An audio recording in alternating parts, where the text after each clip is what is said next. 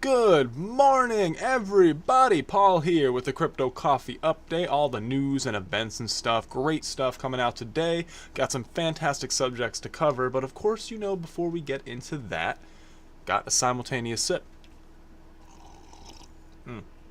Hope everybody's having a great week so far. It actually snowed up my way, which was exciting and nice. We don't get snow too often, so I was able to kind of lollygag around in that. But with that said, it is back to work after my leisurely time, and today we're going to be taking a look at Tidecoin, guys. Like, subscribe, annihilate that bell, eviscerate the subscription page, whatever YouTubers say that normally cover crypto. So yeah, looks great. A disclaimer, this isn't financial advice. We're looking at this for a very particular reason. Don't think I've gone off my rocker quite yet and have jumped into the fray with the other Lambo Moon Boys, as I've called them before. This coin is apparently Atlantic Canada's first crypto token, blah, blah, blah, New Brunswick, blah, blah, blah, pre-ICO 85%, blah, blah, blah. But it looks pretty, doesn't it? You get the private sale, general public sale, the team looks legit. I mean, look at it. All these guys got glasses, everybody looks like they're filling their roles, doing a good job, but it turns out, when you go and you click invest, Financial and Consumer Services Commission from Canada. So this is actually Canada's version of what's known as Howiecoin, which is something we've discussed previously on this channel. It's just an example that was created by a government to demonstrate what a fake ICO website generally looks like. And if we go back, you can see, well, actually, oh yeah, they made it to where you can't really go back and look at it, but you see a photo here. It looks nice, it's sleek, it looks well done, it looks professional, and that's actually one of the red flags. Pressure to invest, guaranteed returns. It just looks a lot better than some of the other ICO websites that I've seen that ended up being legitimate. So it just goes to show how important it is to do your own due diligence, truly go into depth and research what's going on with the coins you may be looking at to invest in, and of course ensure that there's KYC, AML, and those sorts of things, simply because it's so easy to just run with the money in situations where individuals who are running these sorts of projects that sometimes raise tens of millions of dollars aren't sufficiently identified. That's just crazy to me. Next up, we have an explanation of that sort of thing. Essentially, it talks about how this is actually a scam, but it's a fake scam. Obviously, Canada, the government of Canada doesn't want to illegally take your money. They write the laws, after all. And this is a great breakdown explaining not only some of the red flags we previously took a look at, but just breaks it down a little bit. So, good write-up. It's what brought the actual website to my attention. So, cheers to the author here, Mina Down. Next up, we have New Zealand. Keeping with the theme of governments, the Financial Authority has blacklisted 3 crypto platforms that are marked as suspected scams. And again, this is just driving home how important it is to do your own due diligence and keep an eye on these coins, because grandiose promises and fantastic ideas don't always translate to reality. You got to have a relatively clear roadmap. It's simple. It's the KISS principle. KISS. Keep it simple, stupid. That's the principle I try to embody in my own life. Marcus Aurelius. No, do not always say what you know, but always know what you say. And promises this grandiose, earn up to $1,000 per hour or more starting today. Well, semantically, something should tip you off. Earn up to $1,000 per hour or more. Why do you even need the up to? That don't make no sense. Come on. So, point of the matter being, New Zealand, as well, is keeping an eye out for these sorts of things, because the space is rife with, frankly, scams or projects that don't have any discernible or reasonable way to reach their stated goal. Even if they have the best intentions, sometimes they may not reach it just simply because they bit off far more than they can chew. They don't have the amount of experience needed to get the job done, and that's something we've seen just recently with the ETC dev group. They just didn't put enough money back to continue funding for even 1 year during the bear market. So, just goes to show how tentative some of this stuff can be, and here's a great example of that. Cubits is bankrupt and withholding user funds as OneCoin ties exposed. So the owner of Qubit, which is incorporated as Duga Ltd in the UK, they have basically collusion in a criminal act involving in a loss, or resulting in the loss of $33 million. They are essentially worked with OneCoin. That's still really opaque. The story's still breaking. You can see here is broke December 11th. It's only December 12th today, so this sort of thing is still kind of mushrooming out in terms of information. What they posted on December 11th on their Twitter was, hey, we're down for maintenance, we'll be right back, don't worry about it, guys. And the very next tweet was, hey, Duga Ltd has entered administration, which essentially means that they are bankrupt and shutting down. So, needless to say, users were kind of confused and unhappy about that. And the payments coordinator had endorsed OneCoin previously. OneCoin uses one centralized exchange called OneExchange, where there's a fixed rate for buying and selling. I personally think this is more secure and less volatile.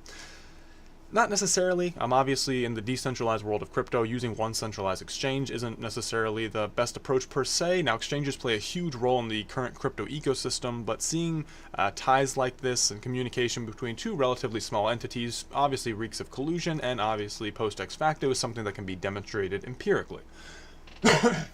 Excuse me, playing out in the snow kind of got my allergies kicking up, but that's neither here nor there. What is important is the fact that, doing your own research, this kind of stuff. Perfect example of what we were just talking about, and how not all of these teams are equipped or even reasonably capable of surviving through these kind of downturns, especially if their use case and value isn't necessarily unique, large, or if they don't have a roadmap to reach it. Next up, the CFTC wants to learn more about Ether and its use on the Ethereum network.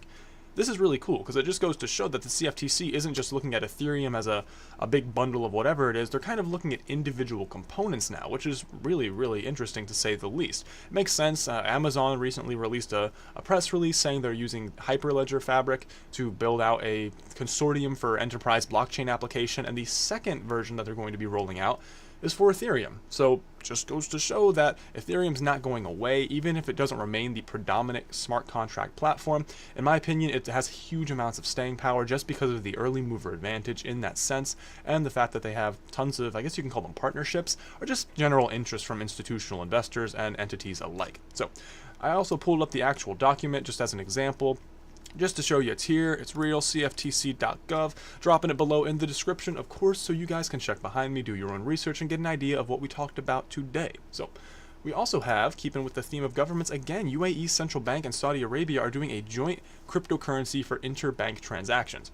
Now, this is what we call a retail central bank digital currency, not a wholesale. Retail essentially means that it is for the retail application between these two central banks, essentially settling liquidity, ensuring that communications between each respective central bank is fluid, all payments, transactions are final, that sort of thing. Wholesale is when the actual populace of the nation is going to be utilizing said cryptocurrency as it is attached intrinsically to the central bank.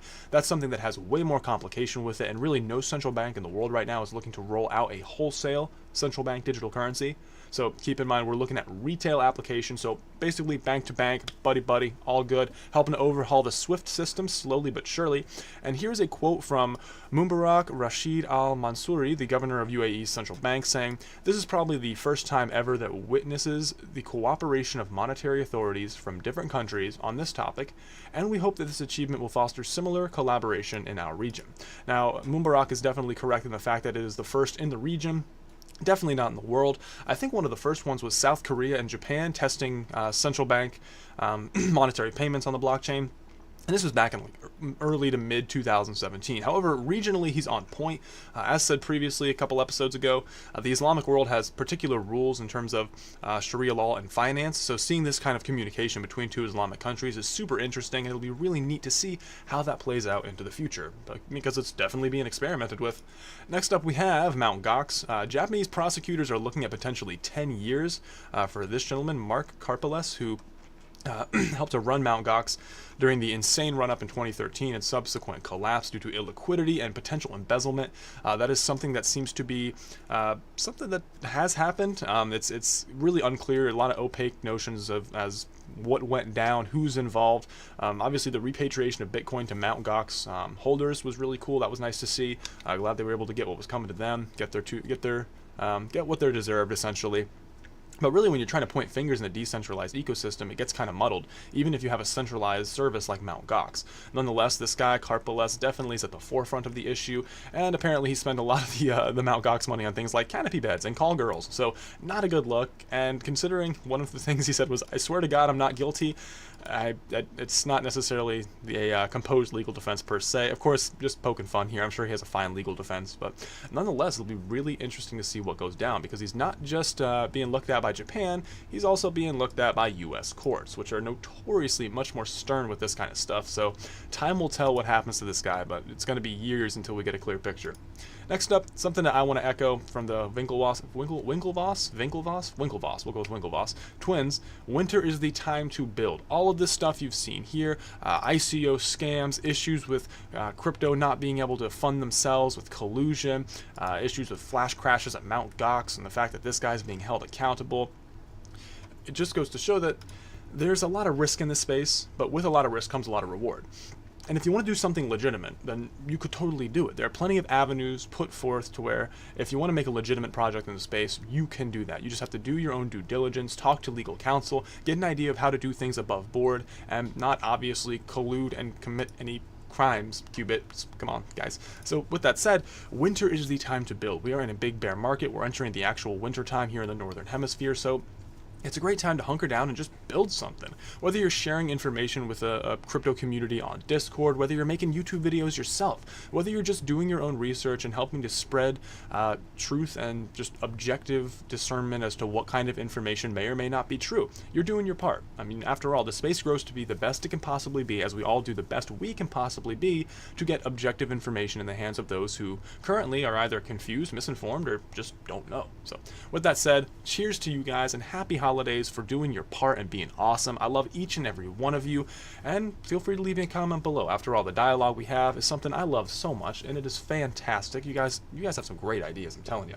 Now, moving on, we have some things going on for December 12th, Wednesday. Not much going on for the 13th, literally nothing, so kind of quiet time as we get towards the holidays. But with that said, December 12th, Wednesday, we have the Blockchain for Chemicals in Berlin, the Next Block Conference in Tel Aviv, Hard Fork Decentralized happening in London, the Hong Kong Blockchain Summit happening in, of course, Hong Kong, and the Arab Fintech Summit happening in the UAE. Interesting. They've been in the news and they have a conference going on. They're making moves, guys. Alright, so that's all we have for the Crypto Coffee update. Of course, we have everything in the description, as well as the B list. You know what it is. It's a big list of tokens, some great, some not so great, but I do what I do to give you guys the information that you may or may not find interesting so you can make decisions for yourself. Goes back to sharing is caring, right? Alright, with that said, much love, guys. My name is Paul, signing off. We are Cryptide, and remember, the tide is rising. As is institutional interest. Ow!